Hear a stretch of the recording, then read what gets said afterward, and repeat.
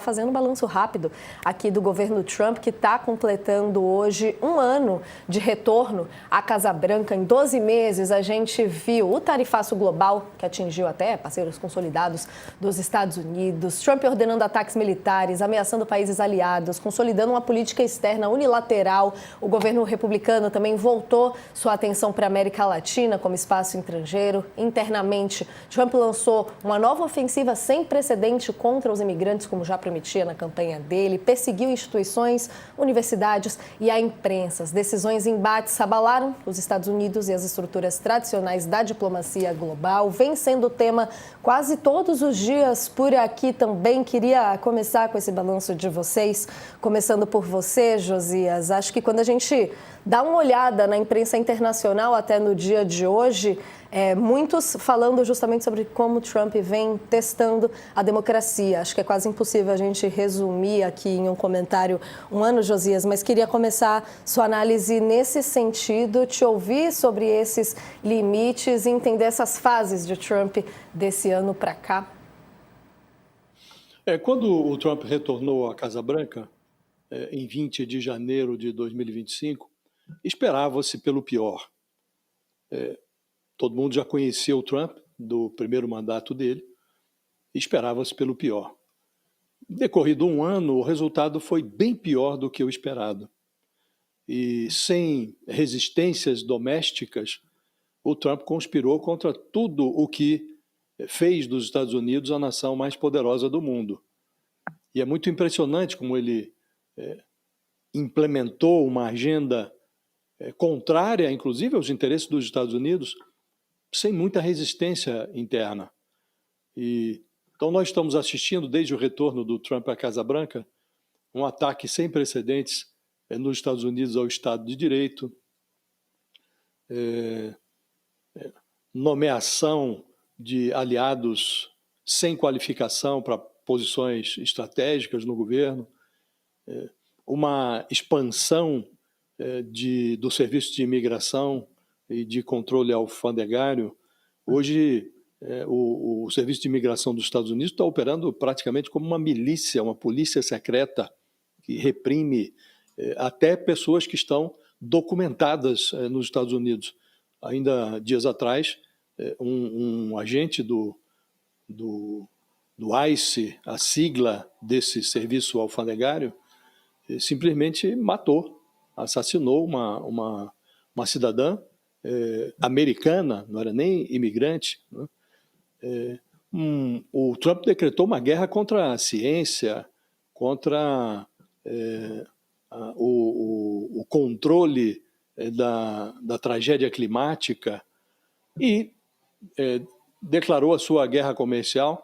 E agora nós estamos vendo, a partir das ameaças que o Trump faz aos países europeus que se contrapõem ao seu desejo de anexar ao mapa dos Estados Unidos a Groenlândia, pouco depois de ter invadido a Venezuela e sequestrado lá o Nicolás Maduro, que está preso agora em Nova York, né? O Trump está ameaçando os países europeus de impor tarifas contra produtos desses países, caso eles não cedam às suas veleidades expansionistas, né? Então, realmente, há uma conspiração, como disse no início, Natália, contra todos os valores que fizeram dos Estados Unidos o país grandioso que ainda é, né? E o mais impressionante é que tudo isso se deu sem grande resistência. Agora houve recentemente alguns resultados eleitorais adversos para o Trump em eleições recentes, mas a reação sempre está muito aquém do que seria desejável, né? Trump está praticamente governando por decreto. Então, pior do que as ações do Donald Trump, só mesmo as omissões dos americanos em relação aos arroubos e à implementação dessa agenda que o Trump implementa sem grandes resistências, né? Então, impressiona muito que os Estados Unidos tenham ganhado, nesse primeiro ano da segunda passagem do Trump pela Casa Branca, uma aparência de autocracia, né? E isso ocorre naquela que era considerada a maior democracia do mundo, né? Sem resistências. Haverá eleição agora, no meio do mandato do Trump, eleições para o Legislativo, para renovar toda a Câmara, 1/3 do Senado, e espera-se que o eleitorado dê uma resposta. Mas a resposta, neste primeiro ano, Natália, está muito aquém dos efeitos da implementação dessa agenda do Trump, que é ruim, deletéria para os Estados Unidos e é ruim para o mundo também. Hoje, só quem tem a comemorar com a estratégia implementada pelo Trump é a China, que é o principal adversário do Trump, mas que aproveita os equívocos e os desacertos do Trump para avançar econômica e geopoliticamente, e também a Rússia, que está consolidando os avanços que realizou sobre o mapa da Ucrânia, na invasão que fez ao território ucraniano, e depois que o Trump fez o que fez na Venezuela, a Rússia está se sentindo até autorizada a exigir que lhe seja concedida o reconhecimento, como seu desse território que invadiu, né?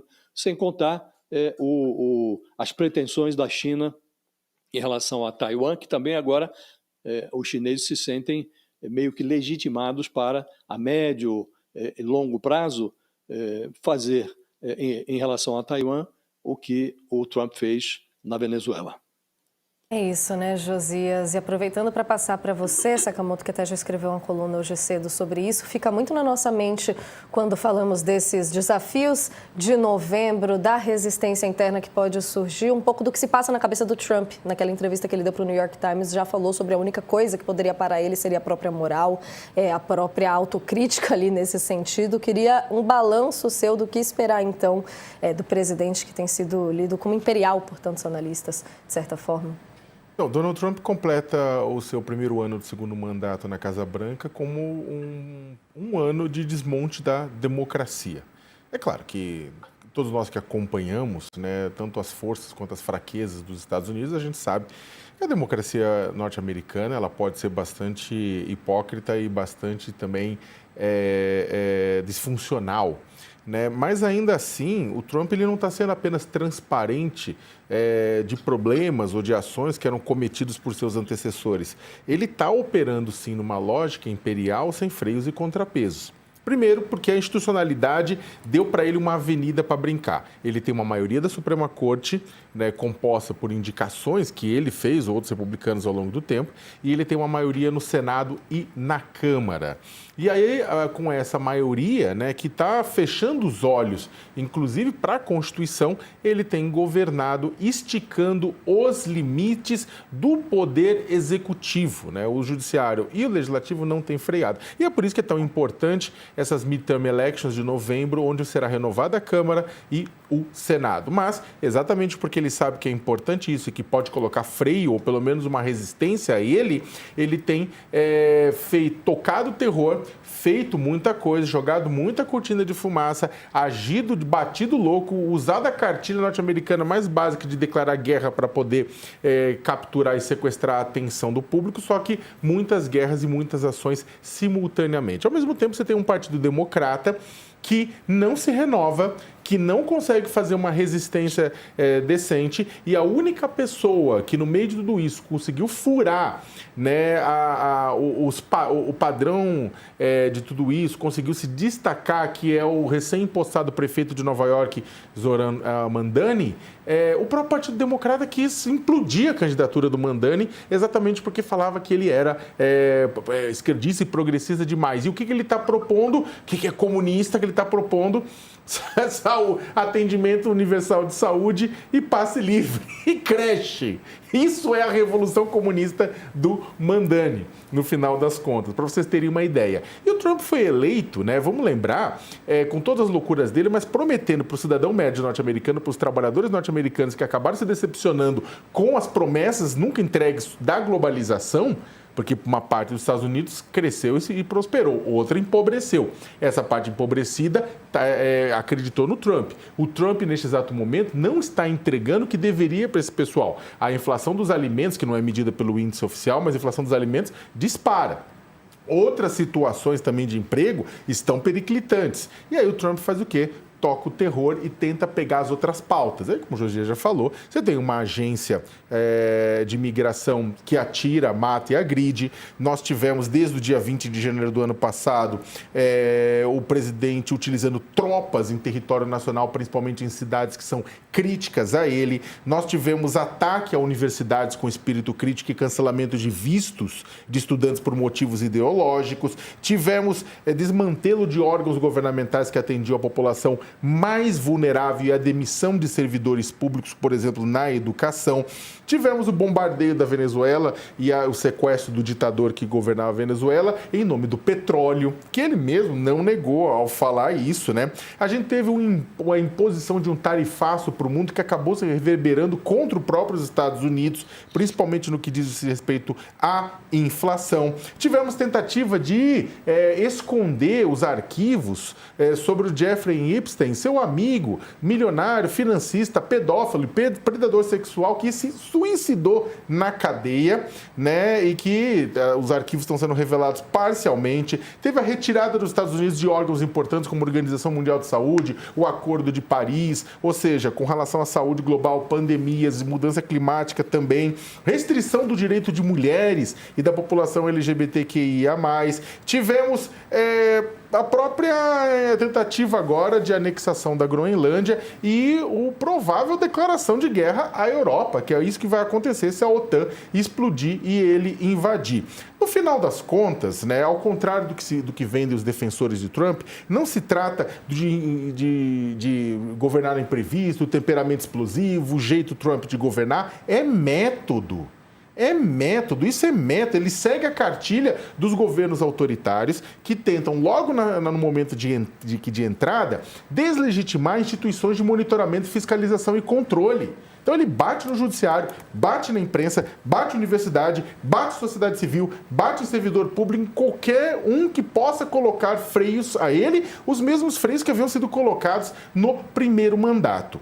Então, o que acontece neste exato momento, a gente tem que lembrar que democracias morrem não apenas quando você impede a realização de eleições ou quando você fecha o Congresso, anula eleições ou fecha o Congresso, coisa que inclusive ele tentou em 2020, mas também quando sistematicamente você vê a mentira virar política de Estado e você vê as instituições serem atropeladas em praça pública. Olha, é claro que pode parecer muito trágico dizer que as eleições de novembro talvez vão ser o fato mais importante para o mundo das últimas décadas, mas provavelmente isso é verdade. Porque o que o Trump está fazendo neste exato momento é um laboratório, né, de regime autoritário, de um laboratório para mostrar ao público como matar uma democracia.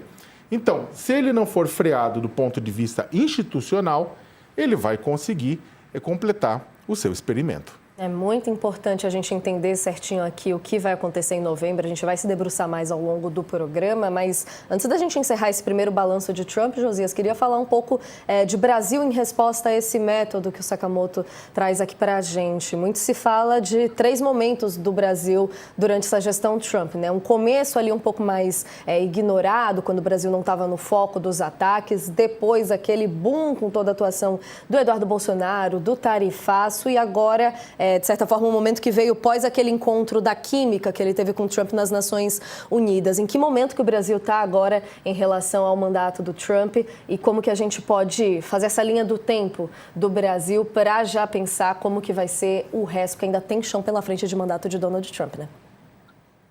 Evidentemente, o Lula está hoje numa posição menos desconfortável do que a que estava quando o Trump voltou à Casa Branca. Naquela ocasião, o Trump flertava com o bolsonarismo, o Bolsonaro imaginava ter uma aliança privilegiada com o Trump e assistimos a tudo que essa hipotética aliança proporcionou em termos de atraso, né? A imposição de tarifas a produtos brasileiros, a despeito de o Brasil ter déficit na balança comercial com os Estados Unidos, né? As sanções já levantadas dos Estados Unidos contra o ministro da Suprema Corte, o Alexandre de Moraes, e o Lula contornou aquela chantagem tarifária, mas vieram junto com essa química que se estabeleceu entre o Lula e o Trump, novas armadilhas, né? A mais recente é o convite feito pelo Trump para que o Lula se integre àquele conselho de paz que vai definir o futuro na faixa de Gaza, né? Afora essa armadilha, que esmiuçaremos daqui a pouco, há um receio no Palácio do Planalto de que o Trump esteja cultivando, sobretudo depois do que ele fez na Venezuela, cultivando a pretensão de interferir na sucessão de 2026, na eleição presidencial brasileira. Como está tentando interferir na política dos países europeus, como está fazendo na base da força militar na Venezuela, como ameaça fazer na Colômbia. Então, os desejos de expansão geopolítica do Trump, eles são ilimitados, né? Agora, há nesses últimos acontecimentos uma sinalização para o Lula. O presidente da França, o Emmanuel Macron, já informou que não deve aderir a esse, embora tenha sido também convidado, não deve aderir a esse Conselho de Paz, né? Que de paz tem pouca coisa, né? De resto, fala-se em definição do futuro na faixa de Gaza, mas a pretensão do Trump, na prática, é de instituir um Conselho de Segurança da ONU paralelo, né? Na prática, em vez de lidar ali com um conselho no qual os Estados Unidos têm poder de veto na ONU, mas também outras nações têm, a China, outras nações poderosas, a Rússia. Nesse Conselho de Paz do Trump, que começa tratando da faixa de Gaza, mas que pela forma com que esse conselho foi deitado sobre o papel, o Trump espera utilizá-lo para discutir outras questões, outros conflitos ao redor do mundo, né? O veto seria uma exclusividade do Trump. Então é um conselho, o nome diz, não é um órgão executivo, é consultivo, e sempre que o conselho não for do agrado do Trump, ele simplesmente recusará e fará o que bem entender. Então isso é para dar um verniz para que o Trump imponha a sua vontade com a aparência de que está dividindo as decisões com outros países do mundo. E o Lula, qual foi a sinalização que ele recebeu nos últimos dias? O Trump, em resposta à recusa do Macron de aderir a este Conselho de Paz, ele disse: vou impor uma tarifa de 200% aos vinhos, champanhe da França, caso o Macron mantenha essa intenção de não se associar a esse grupo. Então está entendido que o Lula, se disser não ao Trump, e hoje o desejo do Lula seria o de manter distância desse conselho, todo mundo sabe o que o Lula pensa sobre a faixa de Gaza, ele acha que ali houve um genocídio por parte de Israel, não há da parte do Trump nenhum interesse, tampouco de Israel, em estabelecer algum acordo que leve à instituição de um Estado palestino que conviva em igualdade de condições com o Estado de Israel, e essa é uma tese cara ao governo brasileiro. O Brasil defende a criação do Estado palestino, não há esse compromisso da parte do Trump, então não convém ao Lula, do ponto de vista estratégico, em respeito aos valores que têm sido preconizados historicamente pelo Itamaraty, não conviria ao Lula aderir a este Conselho de Paz do Trump. Mas o Trump, ao sinalizar em relação ao Macron a hipótese de impor 200% de tarifa a importações de vinho e champanhe da França, ele como que sinaliza que pode fazer o mesmo com os Estados Unidos, com o Brasil. Hoje há uma trégua tarifária em relação ao Brasil, como dissemos no início, superou-se, o Lula conseguiu superar aquele trauma tarifário e pode voltar a ter problemas se simplesmente disser não ao Trump. Então, há novos desafios, Natália. Não é uma convivência pacífica, essa história de que houve uma química e tal, isso tudo, o recuo do Trump ocorreu porque convinha a ele. Os produtos brasileiros que deixaram de entrar no mercado americano doeram no bolso, as tarifas impostas aos produtos brasileiros doeram no bolso do americano. A inflação subiu nos Estados Unidos, então foi uma necessidade. O Trump foi como que compelido pelas circunstâncias a rever decisões que não faziam, do ponto de vista comercial, nenhum sentido, né? Então, o Lula está diante de um dilema. Como lidar com o Trump e aderindo a esse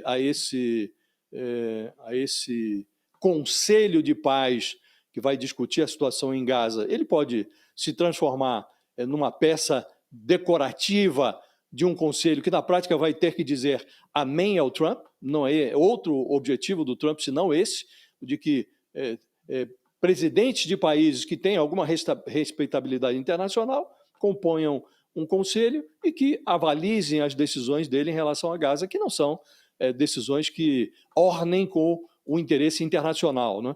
Então, os desafios não são pequenos, Natália. O Lula, como dissemos, está numa situação menos desconfortável do que a que ostentava há um ano, mas os desafios se mantêm na pauta, né?